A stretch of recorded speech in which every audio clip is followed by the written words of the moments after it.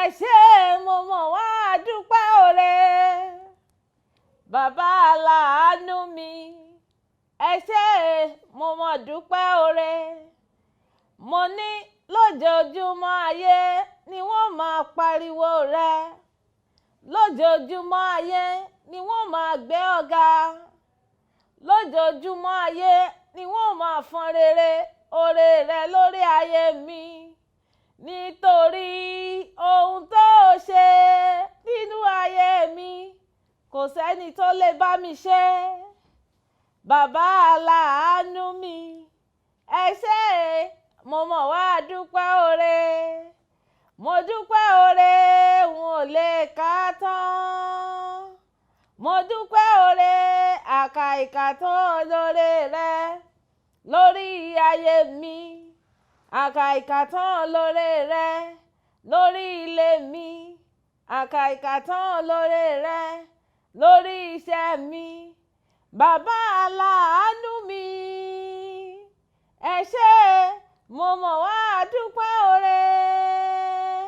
Ẹ̀yin nìkan ló ń bá mi ṣe. Ẹ ṣé gan ni mo mọ̀ wá dúpẹ́ oore.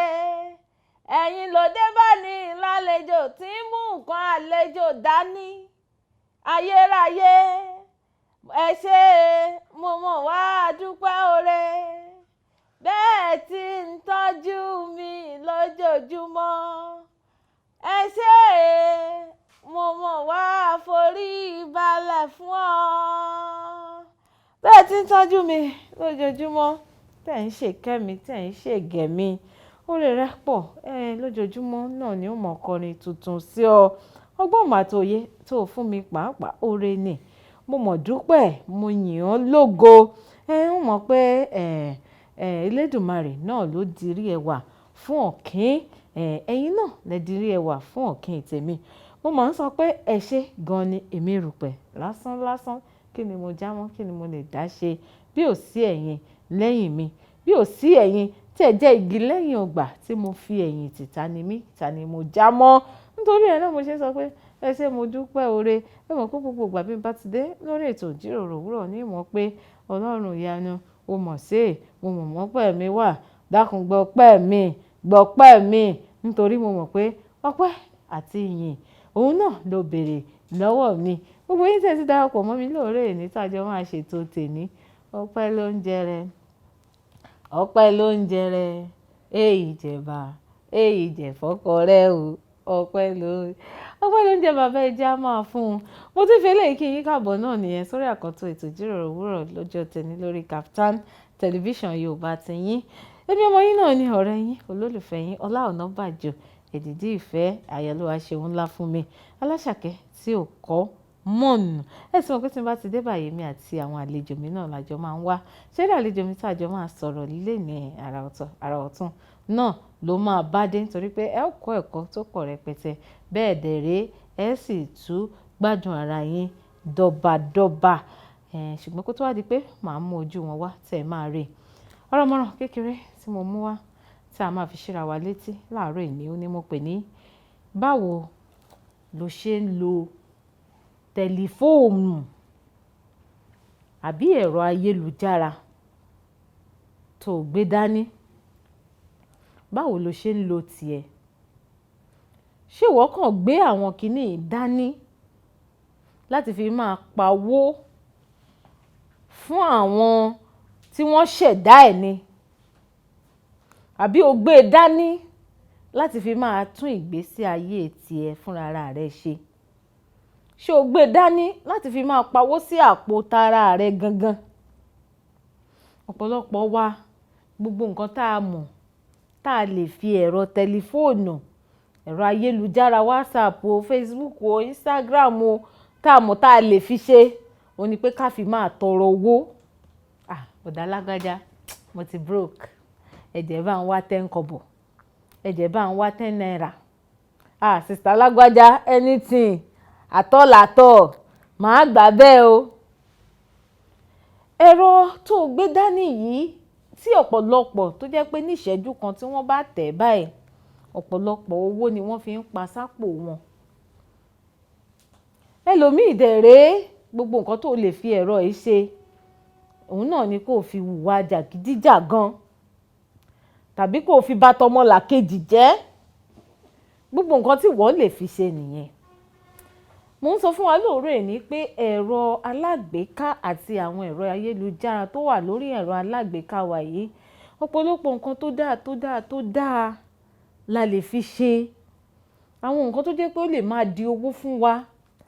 Tó bá jẹ́ pé iṣẹ́ adirun ni wọ́n ń ṣe, oníyà dírẹ́sà, bó bá dirun kan lénìí tàbí tó bá ṣe eléyìí tí wọ́n máa ń gbé dérí, o lè gbé sórí ibẹ̀.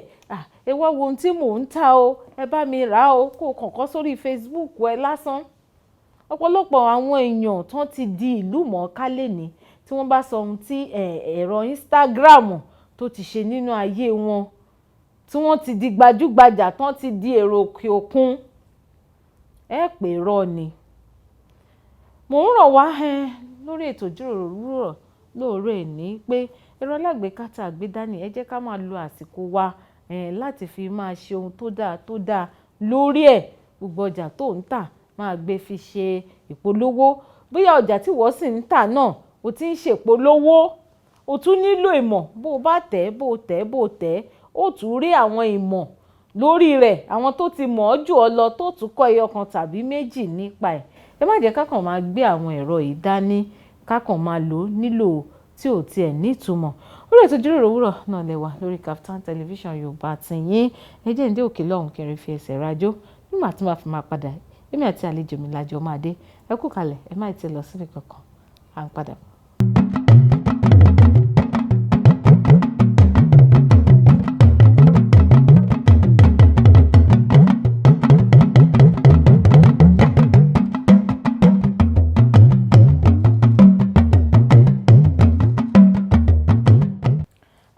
Padà sórí ètò ìjíròrò òwúrọ̀ lórí Kaftan Television Yorùbá tiyín. Pẹ̀lú mi ọmọ yín, ọ̀rẹ́ yín, olólùfẹ́ yín, Ọlá Ọ̀nàbàjọ́, ìdídí ìfẹ́, aláṣàkẹ́ tiyín gangan.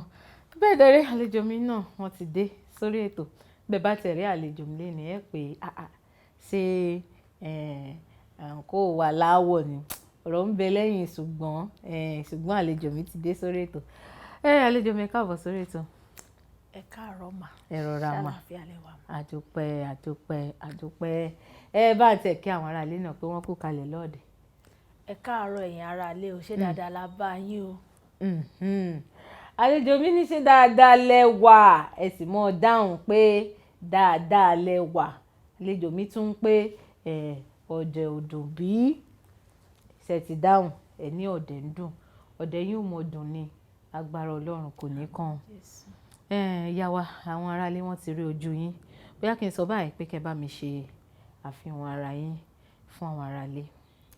Orúkọ mi ni Tèmítọ́pẹ́ Dorcas Òjó. Èmi ni olùdarí iléeṣẹ́ Top Royal Creations tí a máa ń ránṣọ, à ń ṣe bàtà, à ń ṣe bag pẹ̀lú African fabric, aṣọ òkè, àdìrẹ, Ankara. À ń lo léèsì gan. Any material tán bá fẹ́ ká lò, òun là ń lò. Mo dẹ̀ tún máa ń kọrin pẹ̀lú. Ẹ tún ń kọrin? Bẹ́ẹ̀ ni. Irú orin wo lẹ máa ń kọ? Orin gospel music ni mò ń kọ. Tí àwọn ní Yorùbá tí wàá ń pè ní orin ẹ̀mí. Orin ẹ̀mí. Ó túmọ̀ sí pé olórin ẹ̀mí ni yín. Bẹ́ẹ̀ ni. Ẹ dẹ̀ tún ní ẹ̀yin ní olùdarí, aláṣẹ àti olùdarí iléeṣẹ́ Top Royal Creations. Ẹ ní sùúrù ká mọ̀ dàpọ̀, ká mú ní ìkọ̀ọ̀kan. Top Royal Creations yẹn, kí ni nǹkan tí wọ́n máa ń ṣe níbẹ̀? Ní Top Royal Creations, a máa ń ránṣọ fún àwọn ọkùnrin, àwọn obìnrin. À ń ránṣọ tọmọdé tí àgbàlagbà, àwọn bébì náà pẹ̀lú African fabric. Táwọn client bá dẹ̀ tún gbé aṣọ wá náà, à ń ránṣọ fún wọn. Irú eléyìí tẹ́ wọ̀ àti eléyìí tẹ́ tún mú dání wá fún atọ́kùn ètò ìjíròrò òwúrọ̀ lénìí, ṣé fúnra yín náà ni ẹ ṣe? Fúnra mi ni mo ṣe fúnra mi mò ń yà, fúnra mi náà dẹ̀ ni mò ń ṣe. Irú tí wọ́n ya fìlà sí orí ọmọdébìnrin tẹ̀yìn gbé sí odò òkun, fúnra yín lẹ́ẹ̀kan ẹ̀kan máa jókòó ẹ̀ẹ́dẹ̀ wò pé kí ló tún kù tá a fẹ́ ṣe lénìí. báwo lẹ ṣe máa ń rí àwọn ìmísí láti yarú nǹkan báyìí kó dẹ̀ dodidi? Ìgbà míì wà mo lè wà ní inú social media kí n máa lọ káàkiri tí bá ti rí nǹkan tí ó capture mi tí mo like màá screen much ẹ̀ mo dẹ̀ máa yẹ lè sí ara aṣọ. Ìgbà míì nǹkan tá a yà sára aṣọ a tún lè fi ṣe wall portrait jẹ́ pé wọ́n lè fi decorate ara ilé. Ṣé irú wall portrait yẹn ẹ máa ṣe pẹ̀lú àǹkárá? Pẹ̀lú báyìí náà ni bó ṣe máa wà náà rèé èèyàn kàn máa frame ẹ̀ á wà lára ògiri. Ó túmọ̀ sí pé bẹ́lẹ̀ ṣe wà yìí ẹ ti ṣe bẹ́ẹ̀ ẹ kò wá lẹ̀ mọ́ ara aṣọ tiwa báyìí. Bẹ́ẹ̀ ni even mo fi ń ṣe interior designs náà èèyàn lè fi sára throw pillow èèyàn á gbé sínú ilé. Ṣé ẹ̀yin náà lè tún ṣe àpò àpamọ́wọ́ tí èmi náà mo ṣe ẹgbẹ́ wáyé? èmi náà mo ṣe máa. Ẹgbẹ́ sókè káwọn ará ilé tiẹ̀ rí ẹgbẹ́ sórí ẹsẹ̀ yín. Àpò àpamọ́wọ́ yìí ṣé láti bẹ̀rẹ̀ dé parí ẹ̀yin náà lè ṣe? Èmi náà mo ṣe. Kí ló ná yín àpò àpamọ́wọ́ kékeré? Láti bẹ̀rẹ̀ tí dópin èmi mo ṣe torí mo kọ́ mọ́ṣẹ́ ni. Mo lọ kọ́ ni. Ẹ jẹ́ bóyá kúkú wá béèrè báyìí pé gbogbo top creations yìí tẹ́ ń fi African àwo ṣe kí ló ṣe bẹ̀rẹ̀? Báwo lẹ ṣe bára yín ní díẹ̀? Ẹ sì máa kọ́ wa díẹ̀ náà bí a ṣe máa ń ṣe àwọn kinní. Bí ó ṣe bẹ̀rẹ̀ lélẹ̀ ìgbà tí mo jáde iléèwé mo kàn fẹ́ràn pé kí n máa fọwọ́ mi dára. Ẹ mọ̀ ọ̀tọ̀ ni nǹkan tó ń múnú èèyàn dùn. Bẹ́ẹ̀ni. Wọ́n bá ní lọ ṣiṣẹ́ ní báǹkì kò lè múnú mi dùn. Bẹ́ẹ̀ni. But even tí inú mi ò bá dùn tí n bá rí iṣẹ́ tí mo ṣe inú mi á dùn pé Tọ́pẹ́ ṣé ìwọ náà lọ́lọ́run gbọ́wọ́ ẹ̀dá ara tó yìí. Ṣé mo ṣáà ń wò àyà yín ṣá látàárọ̀? So ó máa ń múnú mi dùn lọ́pọ̀ ìgbà tí n bá ṣiṣẹ́ tán. Even mo máa ń gbàgbé gbogbo ìbànújẹ́. Ìyẹn gan ayọ̀ yẹn tó á kúnnú ọkàn mi pé Olúwa mo dúpẹ́ fún ọpọlọ tó fún mi because tí Ọlọ́run ò bá fún yàn kò ṣeé ṣe kéèyàn máa ṣe. Ẹ mọ̀ ní kò sẹ́ni tó lè rohunkóhun gbà bí kò ṣe pé àfifún látọ̀dọ̀ Ọlọ́run wá. Ọ̀pọ̀lọpọ̀ kẹ̀dẹ̀rẹ́ Ọlọ́run fún wọn ò lò. Ẹ mọ̀ nǹkan tọ́lọ́run bá fún yàn téèyàn ò bá lò kò ní nímọ̀ yẹn sí kò ní nímì sí. Bí ọ̀rọ̀ tó wà nínú Bíbélì Ọlọ́run fáwọn kan ní tálẹ́ǹtì mélòó kan àwọn míì lò ó wọ́n ṣe lò ó Ọlọ́run tún fún wọn sí àwọn tí wọ́n lò Ọlọ́run gbà padà lọ́wọ́ wọn. Nǹkan tèmi kàn rí pé ọ̀pọ̀lọpọ̀ gbà àti máa yà àwọn kinní inspiration ẹ̀ wá. Ẹ wọ Ọlọ́run gan ò fẹ́ waste time ẹ̀ lórí èèyàn tí ò ní mú anything tó bá fún tí ò ní mú lò. Sọ di púpọ̀. Tí Ọlọ́run bá rí i pé èèyàn jẹ́ èèyàn tó jẹ́ pé tóun bá ti mú idea wá èèyàn máa ń lò Ọlọ́run á máa mú wá fún. A máa mú wá. Ṣùgbọ́n ọ̀pọ̀lọpọ̀ irú idea tọ́lọ́run fún mi Ọlọ́run ti fẹ́ lómi kò lò. Ṣẹ́rí ìgbà míì wà máa ro kinní kan pé kinní kan dẹ̀ wá sí mi lọ́kàn mo fẹ́ bẹ̀rẹ̀ sí ni máa ṣe ń sìn o tí n bá tètè bẹ̀rẹ̀ kí n tó ṣẹ́jú pẹ́ màá ti rí bò mí. Wọ́n máa sọ pé Ọlọ́run máa ṣàánú mi o which means pé tí Ọlọ́run bá ń fúnyàn kan láì dé ẹgbẹgbẹ̀rún èèyàn ló ń fún ẹni bá tètè lò òun lárógò ló ń bẹ̀. Òun lárí lò. Bẹ́ẹ̀ ni mà. So bí iṣẹ́ aránṣọ bó ṣe bẹ̀rẹ̀ lẹ́sọ yẹn. Iṣẹ́ aránṣọ bó ṣe bẹ̀rẹ̀ ìgbà tí mo sọ pé ìgbà tí mo jáde secondary school tí mo ka àwọn ìwé tí mo ní láti kà wọ́n á sọ fún mọ́mì mi pé ó dẹ̀ wù mí o torí ìránṣẹ́ Ọlọ́run ni mọ́mì mi wọ́n máa ń dé art but art yẹn dẹ̀ máa ń wù mí. Wọ́n á ní mo bá dẹ̀ ti ní kàn ṣe art fún mi mo kéré ńgbà yẹn wọ́n á ní táwọn bá ṣe fún ẹ ọmọ kékeré ni ẹ ò ní lè maintain ẹ ó dọjọ́ kan mo ní mọ́mì mi mo fẹ́ kọ́ iṣẹ́ art. So wọ́n wá mú mi lọ sọ́dọ̀ èèyàn tó ń bá wọn ṣe ẹni ẹ máa ń ṣe art fascinators àwọn nǹkan tó máa ń fi sórí ṣá so ìgbà tán wá mú mi débẹ̀ ọ̀gá wa sọ fún wọn wípé tí bá máa kọ́ bó ṣe ń ṣe art àti àwọn fascinators yẹn mo gbọ́dọ̀ mọ̀ bó ṣe ń tẹ machine so èmi ò bá aṣọ ríran lọ́bẹ̀ so ìgbà tán wá ní mo gbọ́dọ̀ mọ̀ bó ṣe ń tẹ machine wọ́n mi wá ní àkókò kọ́ iṣẹ́ aṣọ ríran náà mọ́ nìyẹn. So owó tí ọ̀gá mi dẹ̀ pé ńgbà yẹn owó yẹn pọ̀ gan mọ́mì mi wá ní Ọlọ́run á bá wa san aṣàṣàn tó san ní ẹ̀ẹ̀mejì so mọ́mì máa sọ fún mi pé bó ṣe ń gbàdúrà bó ṣe ń kọ́ṣẹ́ yìí o máa gbàdúrà fọ́gẹ̀ kọ́gẹ̀ rí ṣe wípé tí ọ̀gá ẹ̀ bá ti rí ṣe wà á tètè mọṣẹ́. Mọ́mì mi á máa sọ fún mi torí ìránṣẹ́ Ọlọ́run ni mọ́mì wọ́n máa sọ fún mi pé wọ́n á fi mí ṣàwẹ̀ gbàdúrà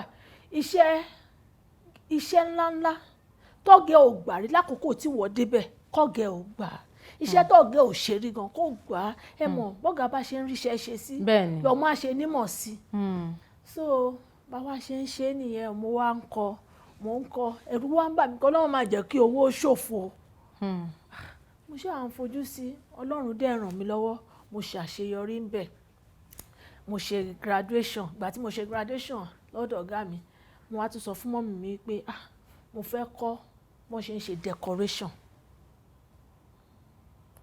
wípé mo fẹ́ kọ́ bó ṣe ń ṣe decoration gbogbo àwọn iṣẹ́ tí mò ń kọ́ yẹn náà dáàdì mi àti mọ́mì mi àwọn Ọlọ́run lò wọ́n fún mi lọ́pọ̀lọpọ̀ ẹ mọ̀ wípé ọmọ mi tó bá lóun fẹ́ ṣe nǹkan àwọn òbí ò ní gbárùkù tí ràn lọ́wọ́ òbí níṣẹ́ ńlá láti ṣe nínú ayé ọmọ so àwọn òbí mi Ọlọ́run ṣáà lò wọ́n fún mi ẹ mọ̀ ká ní mo fẹ́ ṣe léyìí tí wọn ò gbárùkù tì mí tí Ọlọ́run ò lò wọ́n fún mi láti fowó lẹ̀ ẹ mọ̀ iṣẹ́ wo mò ń ṣe ń gbà yẹn láti rówó mi rí nǹkan kan mi rí iṣẹ́ kan tí mo ṣe pé láti rówó ju pé tí bá ti ní mo fẹ́ kó ilé so wọ́n tún sanwó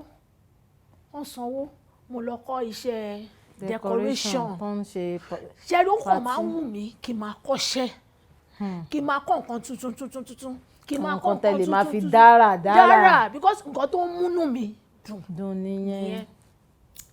So mo kọ́ ibi tí mo ti lọ kọ́ decoration yẹn wọ́n ṣe kéèkì náà bẹ́ẹ̀ mo tún fojú sí cake àti decoration ibẹ̀ ìgbà tí mo fojú sí iṣẹ́ cake àti decoration tí mo kọ́ tán ó tún yá o mo sọ fún wọn ìgbà yẹn wọ́n tiẹ̀ ti wá sí ṣọ́ọ̀bù fún mi kí n máa ránṣọ pé kí n máa ránṣọ àti ìgbà tí mo kọ́ṣẹ́ tán ilé ni mo ti kọ́kọ́ ń ṣiṣẹ́ ìgbà tó wá di pé ẹrù iṣẹ́ pọ̀ tó jẹ́ pé ó tiẹ̀ ẹ mọ̀ tí oníṣẹ́ ọwọ́ inú ilé àskátà ni wọ́n wá ní wá ó dà pé wàá lọ wá ṣọ́ọ̀bù a lè máa manage nínú ilé mọ́ so wọ́n di pé lọ wá ṣọ́ọ̀bù a máa fún ẹ lówó Ọlọ́run á ṣe ìyanu dáàdì mi gan sọ lọ wá ṣọ́ọ̀bù because gbogbo nílé là ń skátà so Ọlọ́run ṣáà lò wọ́n fún mi gbà yẹn náà mo gba ṣọ́ọ̀bù ìgbà tí mo wá gba ṣọ́ọ̀bù àwọn tailors wá pọ̀ ní àyíká àti àyídà wọ́n á máa jókòó wípé kí ni mo lè ṣe tíṣẹ́ tèmi á tún fi yàtọ̀ sí ti àwọn ará yòókù ẹ mọ̀ tí tailor bá pọ̀ Ọlọ́run dẹ̀ ràn mí lọ́wọ́ mo wà creative n bá ti gbé style kan síta àwọn tó wà wájú lẹ́gbẹ̀ẹ́ ní gbogbo àwọn náà lọ ṣe irú ẹ̀ ẹ mọ̀ tẹ́mi bá ní mo ń ṣiṣẹ́ yẹn ní bí abi 20,000 àwọn aláwọn á ṣe ń 5,000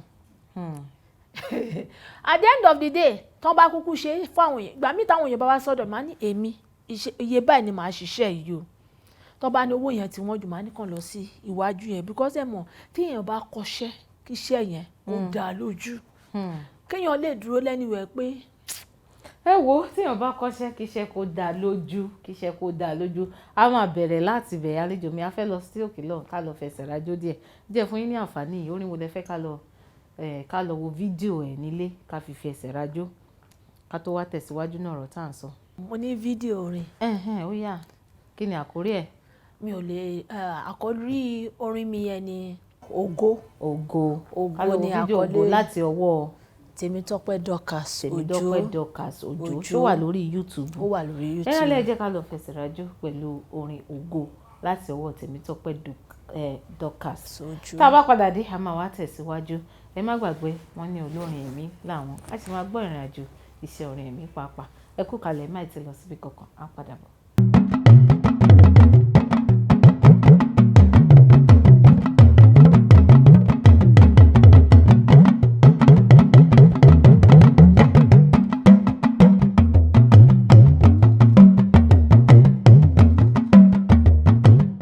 orí ètò ìjíròrò òwúrọ̀ lẹ́sìn wa lórí Kaftan television Yorùbá àtìyín níbi tá a ti ń jíròrò nítorí pé èmi àti àwọn àlejò mi àjọ máa ń jíròrò gbogbo ohun tó ń lọ láwùjọ àti ohun tó ń lọ nínú ìgbésí ayé tiwọn pàápàá àlejò mi tàjọ ń sọ̀rọ̀ láàárọ̀ yìí wọ́n ṣì wà ń kalẹ̀ wọ́n ṣì wà ń digbí ìyá wa ẹ kú kalẹ̀. ẹ ra ma. yes ma à ń sọ̀rọ̀ lọ bí iṣu ṣe bẹ́ iṣu ṣe gbogbo ẹ̀ tọ́bẹ̀ bẹ́ tẹ́ ṣe bẹ̀rẹ̀ iṣẹ́ aránṣọ ẹ sì sọ pé bí tẹ́ ti ń kọ́ṣẹ́ aránṣọ tó ṣe lè kọ́ iṣẹ́ decoration àti iṣẹ́ kéèkì ẹ̀ tún ti kọ́ṣẹ́ ìmí wo lẹ tún ti kọ́. Mo kọ́ṣẹ́ bàtà. ẹ tún kọ́ bàtà. Mo gbà tí tán gba ṣọ́ọ̀bù fún mi tó yẹ pé àwọn tailors wá pọ̀ láyìíká tàbí àyídà wọ́n rò pé kí ló lè mú kí iṣẹ́ tèmi tún fi yàtọ̀. Mo dẹ̀ ti láwọn ọmọọṣẹ́ so mo wá fàyè lẹ̀ mo lọ kọ́ bó ṣe ń ṣe bàtà pẹ̀lú àǹkárá pẹ̀lú any fabric even mo lè fi léèsì ṣe bàtà. Mọ̀ kí iṣẹ́ ibi táwọn èèyàn dẹ̀ ti fi kọ́kọ́ mọ̀ mí ní iṣẹ́ bàtà ṣíṣe àwọn èèyàn rò pé obìnrin ṣe bàtà obìnrin ṣe bàtà tó tiẹ̀ tún fà tí obìnrin kan tún fi ṣe interview fún mi pé obìnrin ṣe bàtà.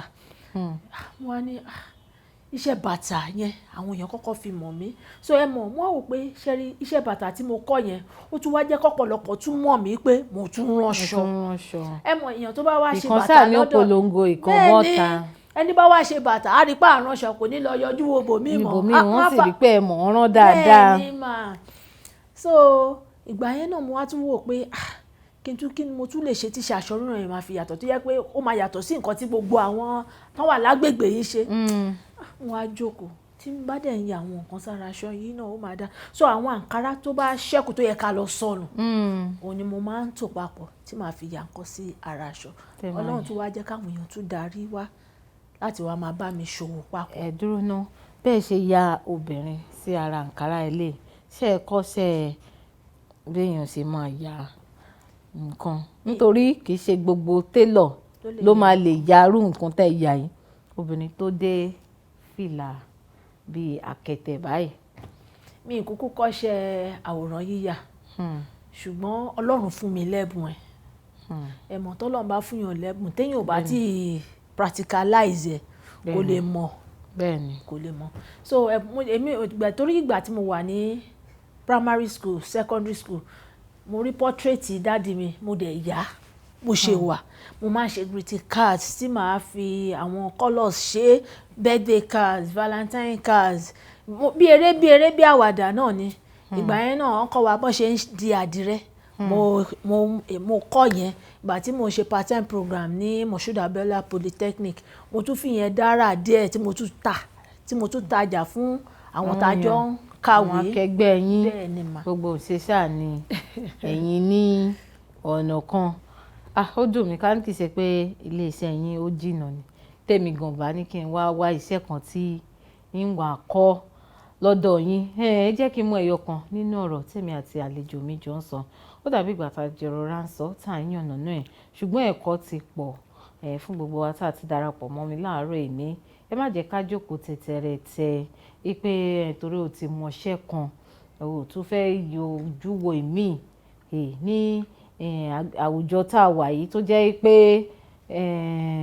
bó lọ yà ni tí àṣírí táwọn èèyàn tí wọ́n ń gbélé ayé ṣe ohun tó dáa ẹ má jẹ́ ká kàn máa jókòó ẹ̀rí ìyá wa wọ́n ṣiṣẹ́ wọ́n lọ kọ́ṣẹ́ fìlà wọ́n débi ẹni ránṣọ wọ́n gbà wọ́n kúrò níbi ẹni tó ránṣọ wọ́n lọ kọ́ àwọn tó ń ṣe wọ́n mú bí ayẹyẹ dáa wọ́n á tún ṣe decoration wọ́n á tún ṣe àkàrà òyìnbó wọ́n tún kúrò níbẹ̀ yẹn òtútó wọ́n tún lọ kọ́ṣẹ́ àǹkárá wọ́n ṣe máa fi ṣe báàgì wọ́n ṣe máa fi ṣe bàtà ẹ̀yin náà ìwòrò èèyàn báyìí bí kan ò bá wá ìkan àṣà wá ẹ̀wù ọ̀run olóòtú àwọn náà wọ́n tún gbé eléyìí wá pé olóòtú ètò ìjíròrò òwúrọ̀ o mo fẹ́ kí ìwọ gan kó o dáa wọ́n sì tún ṣe ẹni ọmọbìnrin tó bomú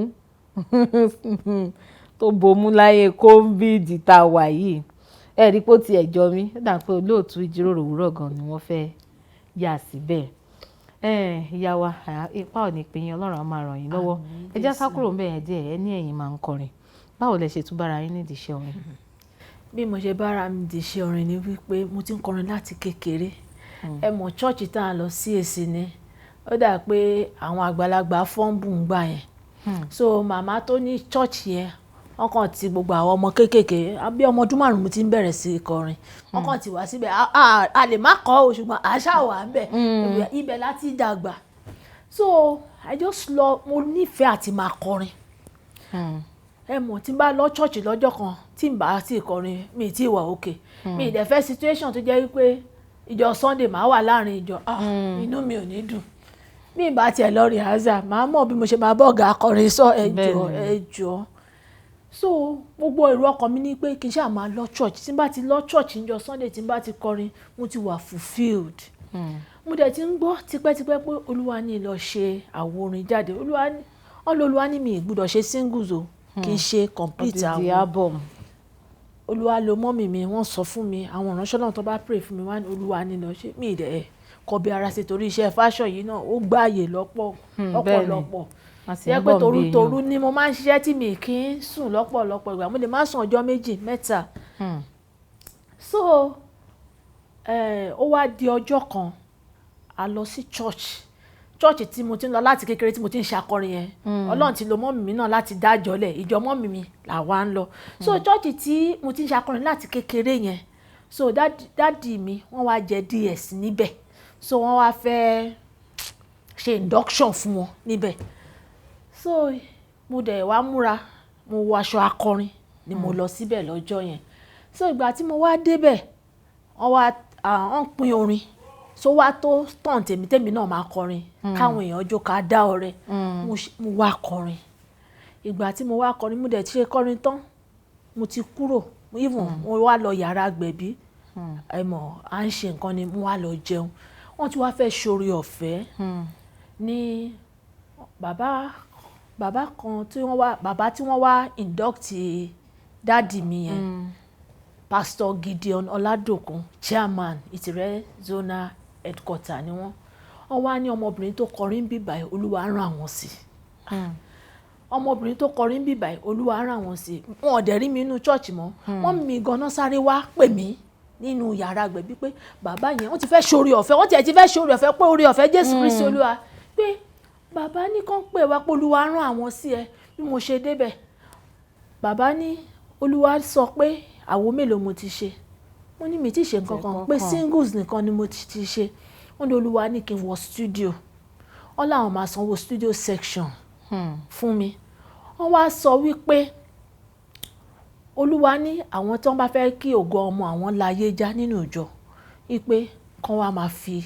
owó sílẹ̀ wọ́n ti fẹ́ ṣoore ọ̀fẹ́ o ìjẹ́jẹ́ mọ̀ pé owó tán filẹ̀ lọ́jọ́ yẹn bí 50-something thousand ni mo dẹ̀ ń ké níbi tí mo kúnlẹ̀ sí torí èrò ọkàn tèmi ò lọ sí studio mo wá ń sunkún nígbà tí olúwa ò gbàgbé mi ẹ mọ̀ kó tó di wí ṣe rí owó tán dájọ́ lọ́jọ́ yẹn ó wá mú kí ẹ̀rù bà mí pé àwọn èèyàn tán bá wá rí mi wọ́n ní báwo ni iṣẹ́ títí studio dé kó bá di pé èèyàn fẹ́ lu àwọn ìjọ ń jìbìtì. bẹ́ẹ̀ ni ẹ ti kówó ná. wọ́n dẹ̀ ti kówó lẹ̀. àbí. iṣẹ́ fashion yẹn á tún gba time máa wò pé ọlọ́run máa jẹ́ kówó jẹ wọ́n máa pèèyàn lólè. bàbá dẹ̀ ti sanwó studio section wọ́n tún pè mí lọ́lé wọn wọ́n pè mí délé wọ́n pe ẹni tó ní studio pé ó yá gbowó lójú mi. mo ní pé nǹkan tá a máa ṣe owó sì tún ṣẹ́kù lẹ̀. owó tún ṣẹ́kù lẹ̀.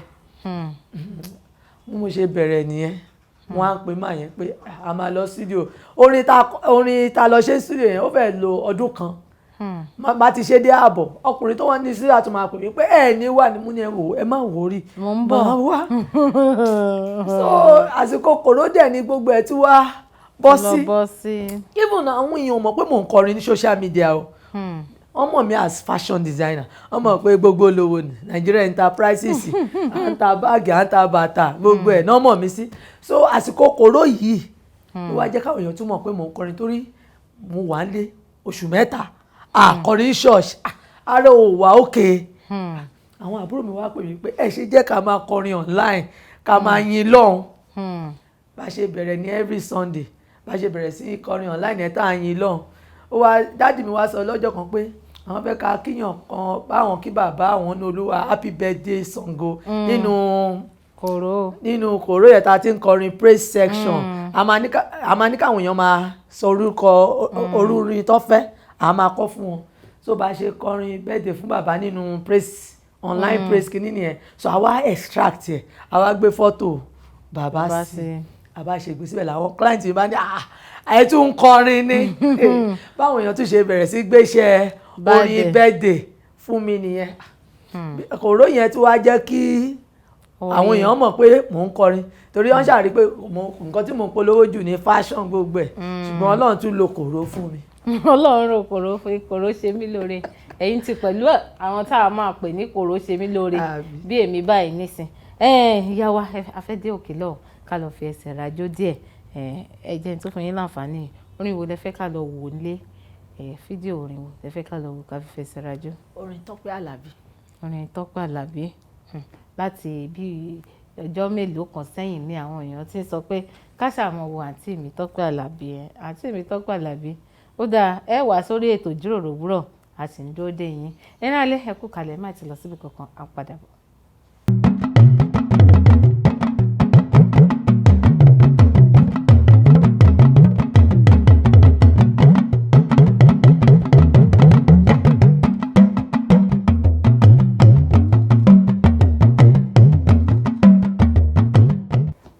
Padà sórí ètò ìjíròrò òwúrọ̀ lórí Kaftan television Yorùbá tẹ́ ẹ nífẹ̀ẹ́ sí níbẹ̀ làwa wà tá a ti ń dá gọ̀jọ̀ àlejò mi wọ́n ti wà ń kalẹ̀ wọn àdìbí yá wa mo ṣe yín ní àlejò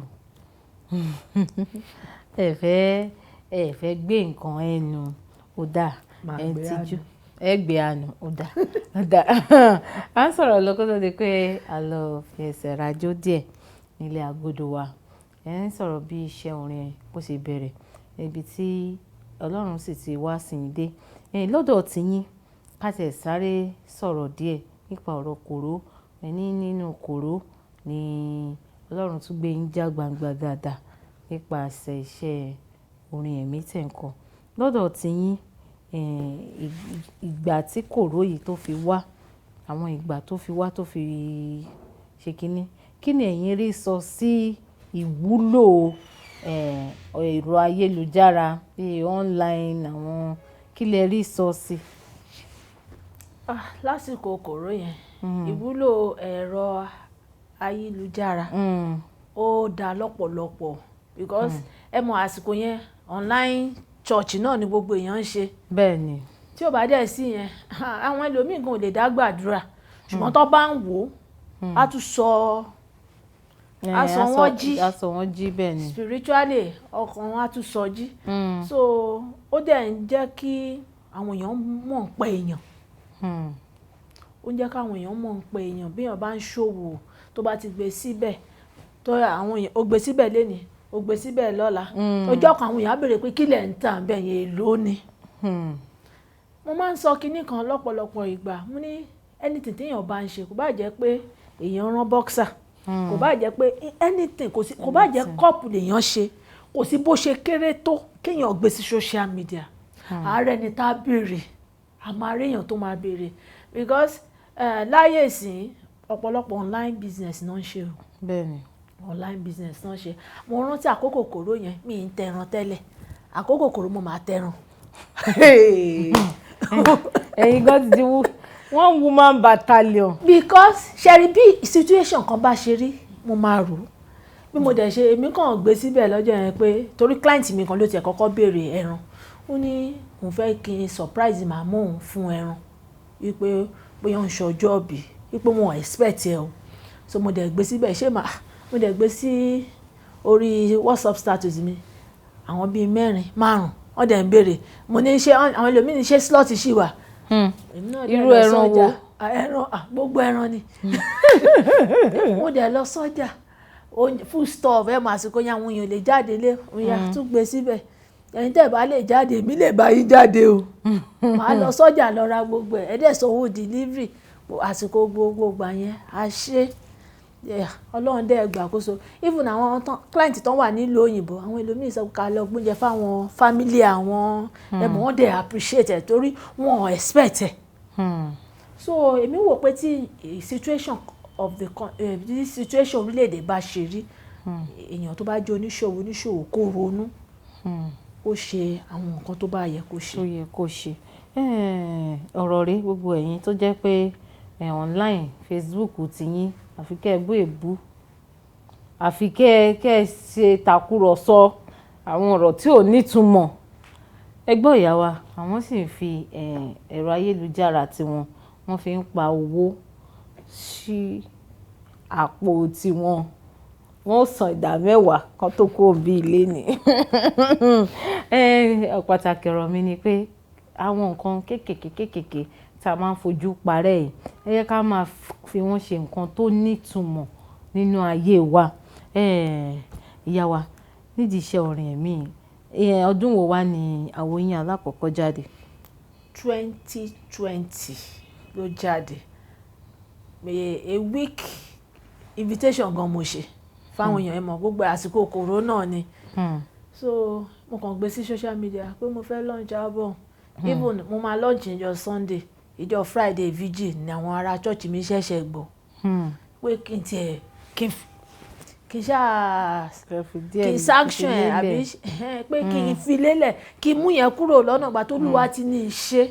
Wípé Olúwa tó dẹ̀ ní í ṣe nǹkan ó ní nǹkan tóun náà fẹ́ ṣe fún mi. Bẹ́ẹ̀ ni. So Ọlọ́run ni ọba àfipámúniṣe ni lóore. Àfipámúniṣe ni lóore. Bẹ́ẹ̀ ni torí pé mi ti ẹ̀rọ pé mo lè ṣe mo wá ṣe tán mo wá rí pé àṣé nǹkan ńlá lọ́lọ́run. Tíráàkì mélòó lè orin o? 5 ni mà. Tíráàkì 5. Ṣé ẹ rántí àwọn àkórí tó wà náà? Mi ò lè dúpẹ́ tán. Mi ò lè dúpẹ́ tán. Ògo. Ògo. Ọlọ́run nìkan. Ọlọ́run nìkan. Ọlọ́run tí kò yí padà. Ọlọ́run tí kò yí padà. Kókó kan. Ẹ ti gbìyànjú. Ẹ kọ lára mi ò lè dúpẹ́ tán fún wa. Ká tẹ̀ fi gbóhùn yín gẹ́gẹ́ bí olórin. Àti rí gbogbo ti fashion designer. Gbogbo ẹ̀ ní ṣe yìnrìn. Bàbá mi aṣẹrúdọba. Àwọlé kílé orójú. Àwọ̀ dẹ̀dẹ̀ kọ́ dẹ̀dẹ̀ òtúrú. Àtórí aláìsùn wọ̀n ṣe bàbá mi o. Ọ̀ràn ọmọ níṣẹ́ tí ń bọ̀ ọmọ jẹ́ṣẹ́. Ọ̀bánilálejò tún wà nǹkan tó nílé máa jẹ. Bẹ́ẹ̀ni. Arógun yọ̀. Arógun má ṣojo. Aṣáájú ogun. Adúró láàrin ogun. Akẹ́yìn ogun. Onílé ọlá. Alágbàlá àdéwúre. Mi ò lè dúpẹ́ tán fún gbogbo tí Jésù ṣe láyé mi. Mi ò lè dúpẹ́ tán fún gbogbo tí Jésù ṣe láyé. Ìmọ̀tádòfo lórí ayé mi. Bẹ́ẹ̀ni. Ìmọ̀ èṣù dòfo. Ẹ bá mi dúpẹ́.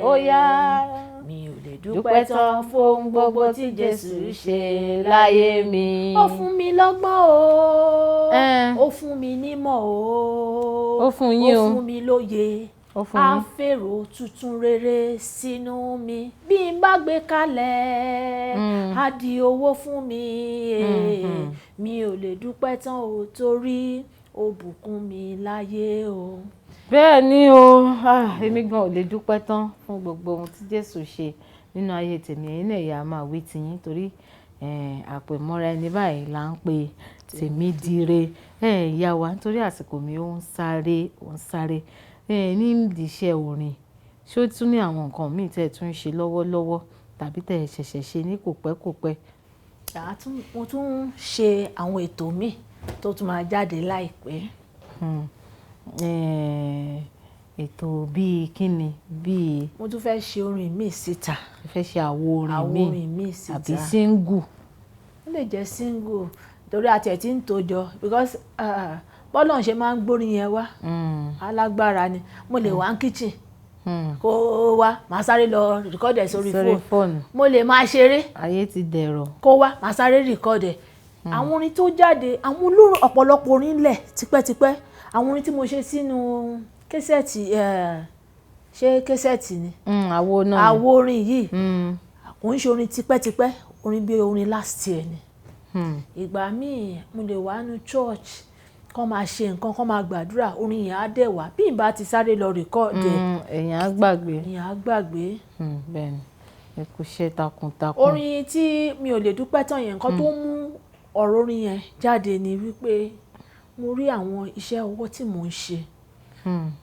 Ọlọ́run á mú èrò wá tó bá dẹ̀ ti mú èrò yẹn wá bí n bá ti gbé kalẹ̀ ọ̀fẹ́ ló fún mi. Bẹ́ẹ̀ni. Bí n bá ti gbé kalẹ̀ á sọ ọ́ dowó. Ẹ wo Auto Gele tán máa ń wé yẹn. Mo fẹ́ lè sọ pé mo wà lára àwọn tán bẹ̀rẹ̀ all over the whole world. Mi kọ́ mo jókòó mo rò ó. Ta ló mérò wá ṣe bọ́ Ọlọ́run ayérayé ni. Ọlọ́run ni. ó fún mi lérò rere yẹn Bẹ́ẹ̀ni. mo rò ó di owó ó wá di pé mi náà ń kọ́ àwọn èèyàn mò ń gbowó. Ẹ tún kọ́ àwọn èèyàn Mò ń gbogbo àwọn gbowó. kìíní yẹn máa ń kọ́ àwọn ẹni àwọn ọmọọṣẹ́ tó pọ̀ rẹpẹtẹ. Bẹ́ẹ̀ni. Àsìkò mi sì ti sá lọ mo fẹ́ sọ wípé kátẹ̀ wá sọ pé ẹ fẹ́ kọ́ àwọn èèyàn ní bí wọ́n ṣe máa ṣe irú báàgì yìí ó máa gbà yín tó bí ọjọ́ mélòó láti lè ṣe irú báàgì tẹ́ gbélé. Àtéèyàn bá máa kọ́ àwọn èèyàn láti lè ṣe báàgì ọjọ́ kan ti tó ẹni tó bá ní òye àti tètè mọ nǹkan á tètè mọ̀ ẹ mọ̀ ọ̀pọ̀lọpọ̀ èèyàn bọ́n bá ṣe nǹkan lójú ẹ̀ ní ẹ̀ẹ̀mejì ẹ̀ẹ̀mẹ́ta ẹ̀ẹ̀márùn-ún kò tí ì lè mọ̀. kò tí ì lè mọ̀. Ẹlòmíì ìdẹ̀lélẹ̀ kó kàn wá kí yín lásán kẹ́ ẹ máa ṣe. kó máa fojú wò ó kó máa fojú ṣe báyìí ó ti kó. Àǹtí mi Ọlálẹ̀ ń bá wí o. Ọlọ́run á túbọ̀ máa tì í síwájú àti síwájú sí i. Ẹ wá bá mi gba àwọn aráalé tí wọ́n wò yín bóyá àwọn náà fẹ́ dàbí Tèmítọ́pẹ́ Dorcas Òjó wọ́n fẹ́ dàbí yín wọ́n ń gbèrò láti ní ìmọ̀ nípa àwọn kíní. Ẹ wá bá mi gbà wọ́n nímọ̀ràn kékeré ká máa fi yẹn dágbére lórí ètò lénìí.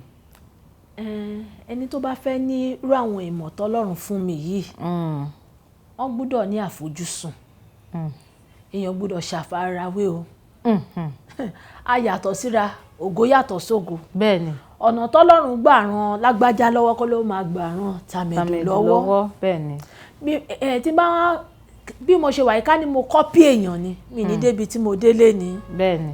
Because ọ̀pọ̀lọpọ̀ àwọn èèyàn rẹ́dà ti ṣìyàn darí kéèyàn dẹ̀ ní ọkàn rẹ̀ èèyàn gbọ́dọ̀ jẹ́ kó sóhun láti máa wá ìmọ̀ kún ìmọ̀ bí mo tún ṣe wà yìí a lot of trainings ni mo tún ṣe. Ẹ mọ̀ àwọn èèyàn míì Ọlọ́run máa fún wọn lórí ọ̀fẹ́ wọn á lọ lóyìnbó wọn á lọ kọ́ ẹ̀kọ́ tó ń bá dẹ̀ ti kọ́ dé Nàìjíríà àwa ká sáré wówó ká lọ kọ́ kéèyàn má bàa wà outdated ẹlòmíì old school fashion ló sì ń ṣe kò dẹ̀ ní rí customer gidi. Àwọn kan náà ṣàránṣọ fún ìyàwó pírẹsidẹ́ǹtì. Bẹ́ẹ̀ni. tó bá ń ránṣọ old school fún wọn ní dé ọ̀dọ̀ wọn o. Bẹ́ẹ̀ni wọn ní débẹ̀ mọ́. ríru àwọn Ìyábọ̀ Òjó Mercy Aigbe ẹ̀mọ ẹlòmíì àṣẹ makeup fún yín bẹ́ẹ̀ ẹ fẹ́ lè sá lọ ẹlòmíì àṣẹ ojú èèyàn á dàbí ojú bèbí àwọn Mercy Aigbe ò ní gbójú ẹlẹ́fẹ́ ní máa bà á jẹ́. Bẹ́ẹ̀ni. so gbogbo nǹkan yí padà kéèyàn máa wá ìmọ̀ fún ìmọ̀ èèyàn dẹ̀ gbọ́dọ̀ dàgbà jù fún ìmọ̀. Èèyàn gbọ́dọ̀ dàgbà jù fún ìmọ̀ ẹ jẹ́ kí n mọ ìyọkàn yìí dání gbogbo àwa tá a ti máa ń gbèrò pé àti àráìfù àti mọ gbogbo nǹkan tán gbogbo iṣẹ́ ọwọ́ tá a bá ń ṣe pátápátá ẹ jẹ́ ká máa gbìyànjú láti máa wá ìmọ̀ síwájú sí i. Àlejò mi ẹ jẹ́ sáré bèrè lè àbọ̀ṣẹ́jú lẹ́ni tẹ́ fi máa dáhùn gbogbo àwọn iṣẹ́ tẹ́ wá kó jọ pọ̀ yìí báwo lẹ ṣe ń ṣe ẹ kọrin ẹ ṣe decoration ẹ ṣe àkàrà òyìnbó ẹ ṣe àǹkárá craft ẹ ṣe ẹ̀yin náà tún yàwòrán sára aṣọ báwo lẹ ṣe ń ṣe tí ìkan kì í dẹ̀ fi pàkan lára ìṣẹ́jú kan àsìkò wa ti sáré. bí mo ṣe ń ṣe Ọlọ́run ló ràn mí lọ́wọ́ torí ọ̀pọ̀lọpọ̀ gbà mí ń sùn tòrutòru ìwọ̀nba ìṣẹ́jú péréte mo fi ń sùn ìdí tó dẹ̀ ṣe dáa kéèyàn kọ́ṣẹ́ tó pọ̀ ní wípé tí kan bá wá ìkan wá because àwọn èèyàn bá ti rí pé èèyàn wà nínú iṣẹ́ kan gbogbo èèyàn á rọ́ lọ bẹ̀ wọ́n dẹ̀ bá iṣẹ́ yẹn jẹ́ iye tẹ́yìn bá lẹ́yìn ò lè gbà wọ́n láwọn á gbà. wọ́n á gbà o. so ìdí téèyàn gbọ́dọ̀ ṣe ní ọ̀pọ̀lọpọ̀ iṣẹ́ lọ́wọ́ nìyẹn. ó túmọ̀ sí pé ẹni ẹ̀ kì í sùn ẹ máa ń fi àyè lẹ̀ fún ìkọ̀ọ̀kan. àlejò mi ẹ jẹ́ kí n fún yín ní àǹfààní ẹ sọ gbogbo ibi tí àwọn aráalé tí wọ́n ti lè bá yín pàdé lórí ẹ̀rọ ayélujára ká máa fi yẹn ṣe lọ. ní gbogbo social media pátá Instagram, Facebook, Twitter àti YouTube Tèmítọ́pẹ́ Dorcas Òjó. Tèmítọ́pẹ́ Dorcas Òjó. gbogbo ibi tí ẹ̀yin aráalé tí ẹ ti lè bá àlejò mi pàdé gbogbo ẹ̀ náà ni wọ́n ti ṣàlàyé fún wa yẹn gbogbo social media and wọn pátápátá Tèmítọ́pẹ́ Dorcas Òjó ẹ lọ wá wọn bẹ̀ tẹ́yìn bá ní ọ̀rọ̀ kan tàbí méjì tẹ́ fẹ́ bá wọn sọ kí ni kó pọ̀ ṣókí òun náà ni ọbẹ̀ oge àti fẹlẹ́ ìdágbére lọ́jọ́ tèmi náà rèé orúkọ tèmi ò tí ì yípadà Ọlá Ọ̀nàbàjò ni mò ń jẹ́ Ayọ̀lúwa ṣe ńlá fún mi aláṣàkẹ́tì yín gangan tí ò kọ́ mọ̀ tẹ́ bá ní ọ̀rọ̀ kan tàbí méjì tẹ́ fẹ́ sọ fún mi ẹ tẹ́ gbogbo àwọn àtẹ̀jíṣẹ́ yín ṣọwọ́ sí mi àti Ọ̀nàbàjò Ọláwálé màá rí ń bẹ́ẹ̀ tó bá jẹ́ polówó ọjà lẹ́ni tẹ́ fẹ́ kí n bá yín polówó kájí kó gbogbo àyín sán àti Ọ̀nàbàjò Ọláwálé náà ni tó bá jórí Kaftan television Yorùbá náà lẹ ti fẹ́ bá wa sọ̀rọ̀ Kaftan TV Yorùbá ẹ tẹ̀ síbẹ̀ a rí gbogbo èròǹgbà yín. Ẹ máa fẹ́ lè dúpẹ́ lọ́wọ́ gbogbo ẹ̀yin tẹ́ ti ń bá mi ṣiṣẹ́ tá a jọ ń ṣe bọ̀ láti àtìgbà tá a ti bẹ̀rẹ̀ ètò yìí. Àṣẹ Waheed, Àṣẹ Táíwò, Olúwarántìmí, Ọmọlọ́lá Àkànbí. Ẹ ṣé gan ni ẹ kú iṣẹ́ takuntakun. A ní ṣiṣẹ́ ṣe láṣẹ Ọlọ́run ọba mi ọba òkè. Mo ti ń fi àsìkò yìí mo fi ń kí gbogbo àwọn ọ̀gá àgbà ilé iṣẹ́ Kaftan TV Yorùbá pátápátá òkè náà lẹ́ẹ̀ma lọ ẹ ò ní jábọ́. Mo nígbà tó bá fi máa di àárọ̀ ọ̀la tí màá tún pàdé yín. Ẹ máa gbé nínú ayọ̀, ẹ máa gbé nínú àlàáfíà, káfíńrẹ́ àtayọ̀ pàdé. Ó dàbọ̀ dìgbà kan náà. Àlejò mi ẹ bá ń sọ fún àrà lé pé ó dàbọ̀. Ó dàbọ̀.